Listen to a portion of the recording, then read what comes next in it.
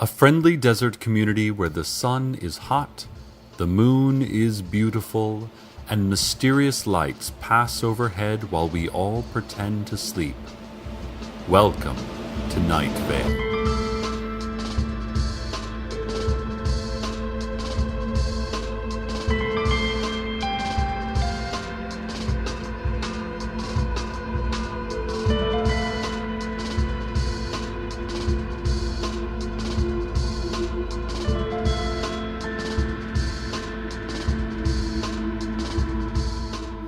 Hello, listeners. To start things off, I've been asked to read this brief notice. The City Council announces the opening of a new dog park at the corner of Earl and Somerset near the Ralphs. They would like to remind everyone that dogs are not allowed in the dog park. People are not allowed in the dog park. It is possible you will see hooded figures in the dog park. Do not approach them. Do not approach the dog park. The fence is electrified and highly dangerous. Try not to look at the dog park, and especially do not look for any period of time at the hooded figures. The dog park will not harm you. And now the news. Old woman Josie, out near the car lot, says the angels revealed themselves to her. Said they were 10 feet tall, radiant, and one of them was black. Said they helped her with various household chores. One of them changed a light bulb for her, the porch light. She's offering to sell the old light bulb, which has been touched by an angel. It was the black angel, if that sweetens the pot for anyone. If you're interested, contact Old Woman Josie. She's out near the car lot. A new man came into town today. Who is he? What does he want from us? Why his perfect and beautiful haircut? Why his perfect and beautiful coat? He says he is a scientist. Well, we have all been scientists at one point or another in our lives. But why now? Why here? And just what does he plan to do with all those breakers and humming electrical instruments in that lab he's renting? The one next to Big Rico's Pizza. No one does a slice like Big Rico. No one. Just a reminder to all the parents out there. Let's talk about safety when taking your children out to play in the scrublands and the sand wastes. You need to give them plenty of water. Make sure there's a shade tree in the area, and keep an eye on the helicopter colors. Are the unmarked helicopters circling the area black? Probably world government. Not a good area for play that day. Are they blue? That's the sheriff's secret police. They'll keep a good eye on your kids and hardly ever take one. Are they painted with complex murals depicting birds of prey diving? No one knows what those helicopters are or what they want.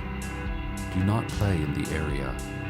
Return to your home and lock the doors until a sheriff's secret policeman leaves a carnation on your porch to indicate that the danger has passed. Cover your ears to blot out the screams.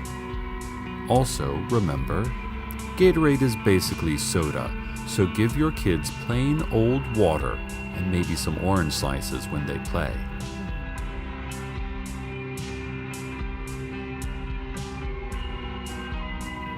A commercial airliner flying through local airspace disappeared today, only to reappear in the Night Vale Elementary Gymnasium during basketball practice, disrupting practice quite badly.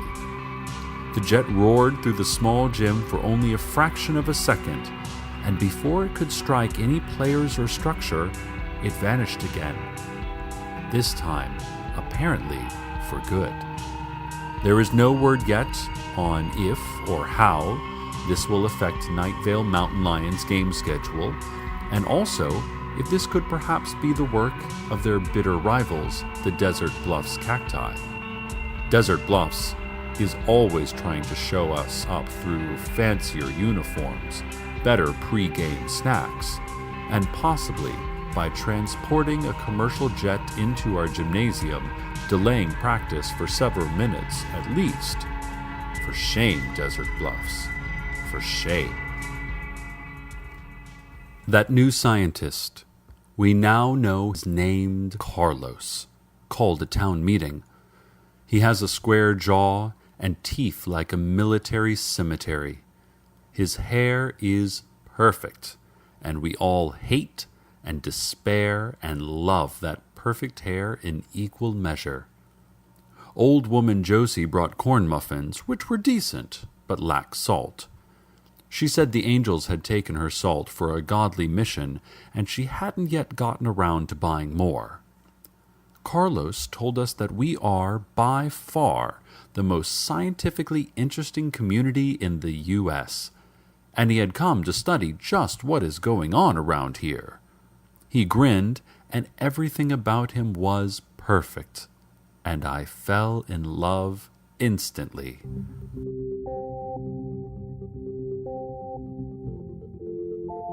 Government agents from a vague yet menacing agency were in the back, watching. I fear for Carlos. I fear for Night Vale. I fear for anyone caught between what they know and what they don't yet know that they don't know.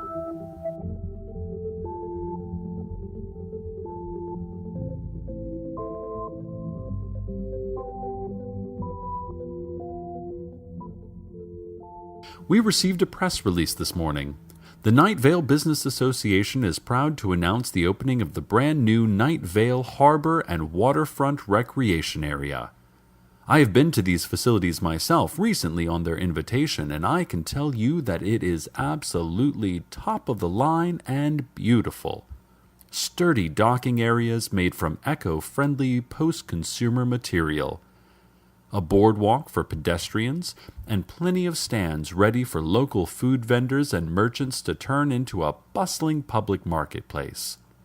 Now, there is some concern about the fact that, given we are in the middle of a desert, there is no actual water at the waterfront. And that is a definite drawback.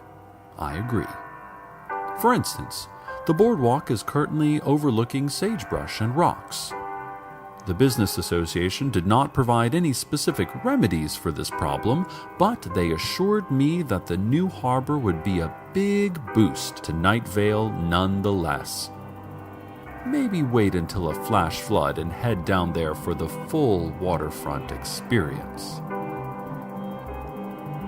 The local chapter of the NRA is selling bumper stickers as part of their fundraising week.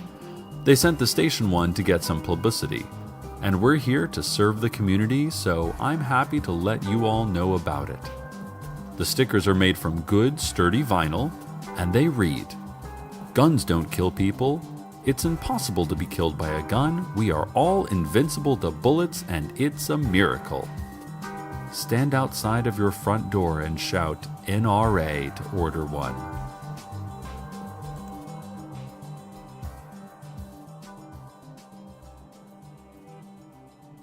Carlos and his team of scientists warned that one of the houses in the new development of Desert Creek, out back of the elementary school, doesn't actually exist. "It seems like it exists," explained Carlos and his perfect hair, "like it's just right there when you look at it. And it's between two other identical houses, so it would make more sense for it to be there than not.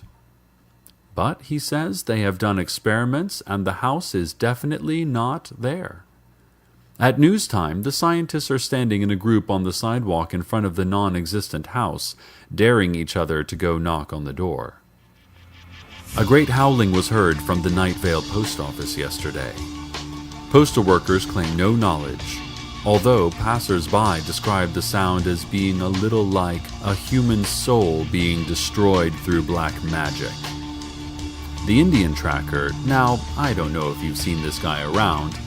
He's the one that appears to be of maybe Slavic origin, yet wears an Indian headdress out of some racist cartoon and claims to be able to read tracks on asphalt. He appeared on the scene and swore that he would discover the truth. No one responded because it's really hard to take him seriously in that headdress of his.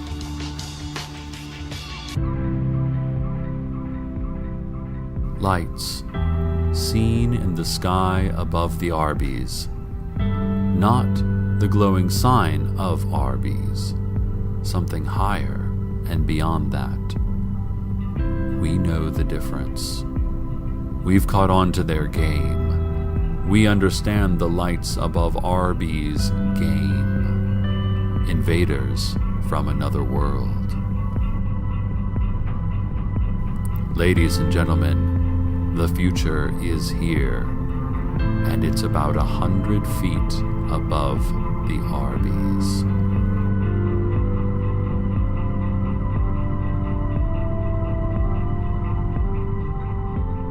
Carlos and his scientists at the monitoring station near Route 800 say their seismic monitors have been indicating wild seismic shifts, meaning to say that the ground should be going up and down all over the place. I don't know about you folks, but the ground has been as still as the crust of a tiny globe rocketing through an endless void could be. Carlos says that they've double-checked the monitors and they are in perfect working order. To put it plainly, there appears to be catastrophic earthquakes happening right here in Night Vale that absolutely no one can feel. Well, submit an insurance claim anyway. See what you can get, right? Traffic time, listeners. Now, police are issuing warnings about ghost cars out on the highways. Those cars only visible in the distance, reaching unimaginable speeds, leaving destinations unknown for destinations more unknown. They would like to remind you that you should not set your speed by these apparitions, and doing so will not be considered following the flow of traffic. However, they do say that it's probably safe to match speed with the mysterious lights in the sky, as whatever entities or organizations responsible appear to be cautious and reasonable drivers. And now, the weather. The old church down the street, concrete beneath my feet, the shadows of the leaves, these and more than these and more than these, digging deeper, these and more than these, you gotta dig in deeper. I speak in ancient tongues, I stare straight at the sun. What I've done can't be undone. These and more than these and more than these, digging deeper. These and more than these, you gotta dig in deeper. Blood on my hands, but none of my soul. Someday, God willing, I will be whole. And up above, I feel the love from every star in the sky. I'll never be alone, I will never cry.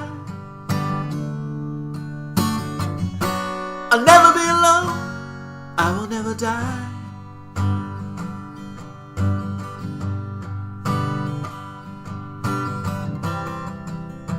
Hear them speaking still.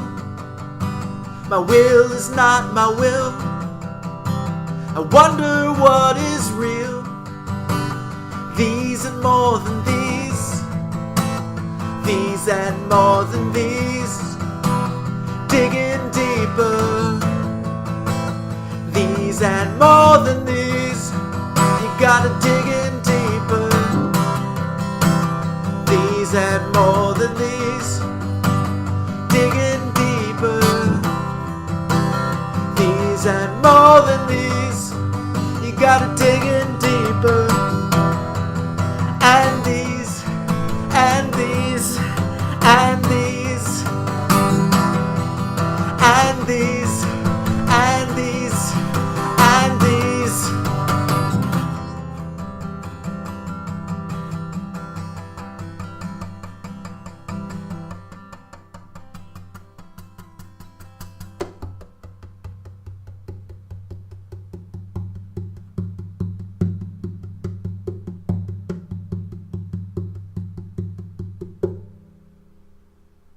Welcome back, listeners. The sun didn't set at the correct time today, Carlos and his team of scientists report. They are quite certain about it. They checked multiple clocks, and the sun definitely set 10 minutes later than it was supposed to. I asked them if they had any explanations, but they did not offer anything concrete. Mostly they sat in a circle around a desk clock, staring at it, murmuring and cooing. Still, we must be grateful to have the sun at all. It's easy to forget in this hot desert climate, but things would actually be slightly harder for us without the sun. The next time the sun rises, whatever time that turns out to be, take a moment to feel grateful for all the warmth and light and even, yes, extreme heat that our desert community is gifted with. The City Council would like to remind you about the tiered heavens and the hierarchy of angels. The reminder is that you should not know anything about this. The structure of heaven and the angelic organizational chart are privileged information, known only to the City Council members on a need-to-know basis. Please, do not speak to or acknowledge any angels that you may come across while shopping at the Ralph's or at the Desert Flower Bowling Alley and Arcade Fun Complex. They only tell lies and do not exist. Report all angel sightings to the City Council for treatment. And now for a brief public service announcement. Alligators. Can they kill your children? Yes. Along those lines, to get personal for a moment, I think the best way to die would be swallowed by a giant snake. Going feet first and whole into a slimy maw would give your life perfect symmetry.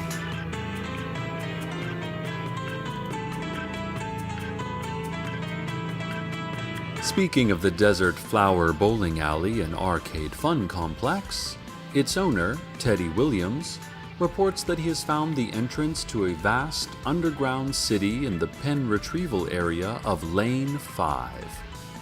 He said he has not yet ventured into it, merely peered down at its strange spires and broad avenues. He also reports voices of a distant crowd in the depths of that subterranean metropolis. Apparently, the entrance was discovered when a bowling ball accidentally rolled into it, clattering down to the city below with sounds that echoed for miles across the impossibly huge cavern. So, whatever population that city has, they know about us now, and we might be hearing from them very soon.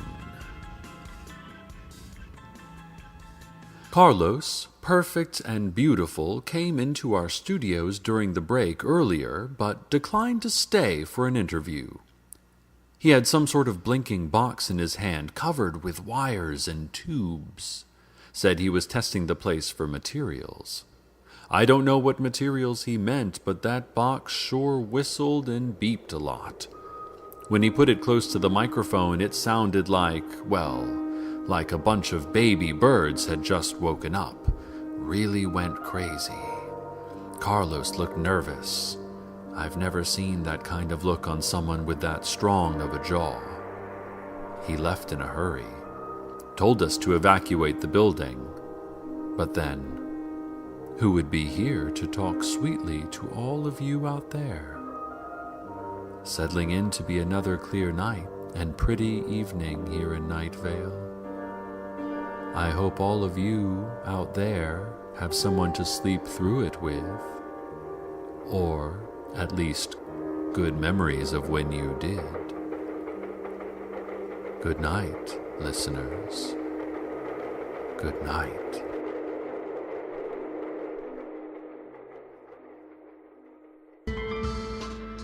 Welcome to Night Vale is a production of Commonplace Books. It is written by Joseph Fink and Jeffrey Craner and produced by Joseph Fink. The voice of Night Vale is Cecil Baldwin. Original music by Disparition. All of it can be downloaded for free at disparition.info. This episode's weather was These and More Than These, also by Joseph. Check out commonplacebooks.com for more information on this show, as well as our books on the unused story ideas of H.P. Lovecraft and what it means to be a grown-up. Today's proverb, look to the north. Keep looking. There's nothing coming from the south.